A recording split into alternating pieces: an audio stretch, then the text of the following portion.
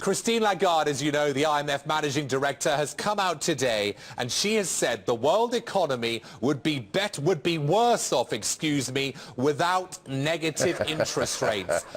I knew you'd laugh. And she admitted she was being counterfactual. I suppose your laugh tells me what you think of that comment. Look, I believe that the interventionists with fiscal policies and with monetary policies, in other words, the so-called neo-Keynesian or new Keynesian, that is their excuse. They will always say, if we hadn't done this and hadn't done that, it would be much worse. They have no proof for this assertion. In my view, it would have been better to let the crisis, already the first one in 2000, run its course and prevent the colossal credit bubble that was built up that then led to an even bigger crisis. And now they're doing the same mistake. They're again adding to credit volumes in the world. Credit as a percent of the global economy is up very strongly since 2007. In particular, of course, in China, but also in other countries. And we distinguish between productive credit and unproductive credit.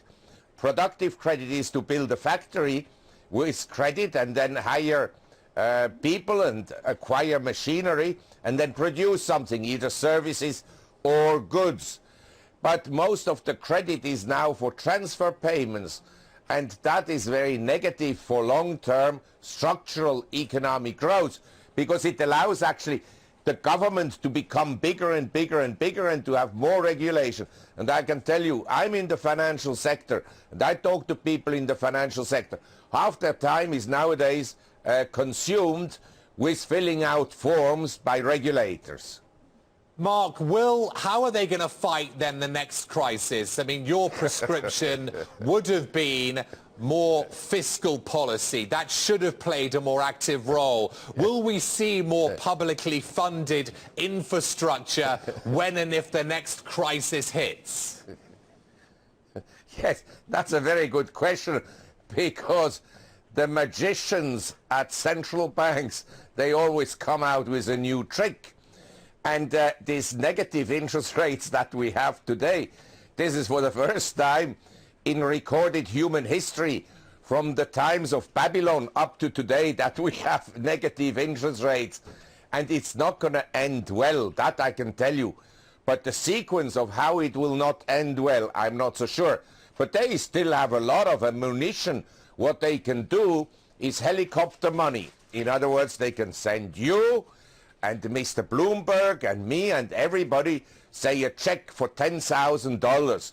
And that is like throwing gasoline into a fire. For a while, the fire will glow and expand. And then afterwards, it will again go down. And then you need another doses of helicopter money. So the next time around, they can send out checks for $20,000 to everybody. And this will be a very popular measure because everybody will get the $20,000. For the rich, it won't mean anything, $20,000 more or less. But say for the poor people and for the lower middle class, to get $20,000 a piece will be very desirable. So they can do a lot of things if they want to. But will it help the economy? That is the question. It won't help in the long run. You cannot grow an economy by just throwing money at people.